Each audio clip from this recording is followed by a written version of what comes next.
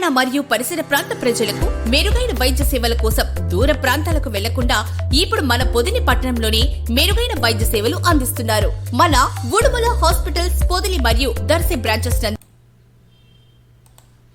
మహాశివరాత్రి రథోత్సవం అనంతరం పృథులాపురి శ్రీ శ్రీ పార్వతీదేవి సమేత నిర్మమహేశ్వర స్వామి దేవాలయంలో హుండీ ఆదాయం లెక్కింపు కార్యక్రమం నిర్వహించారు. ఈ కార్యక్రమాన్ని దేవస్థానం కార్యనిర్వహణాధికారి నారాయణ ప్రధాన ధర్మకర్త ఒగ్గు వెంకటరామయ్య ఆధ్వర్యంలో భక్తుల సమక్షంలో నిర్వహించారు. భక్తుల సమక్షంలో పారదర్శక లెక్కింపు ప్రక్రియ చేపినట్లు అధికారులు తెలిపారు. గత సంవత్సరం హుండీ ద్వారా 5,99,070 రూపాయల ఆదాయం వచ్చినట్లు, ఈ సంవత్సరం 6,15,780 రూపాయలు ఆదాయం వచ్చినట్లు వెల్లడించారు.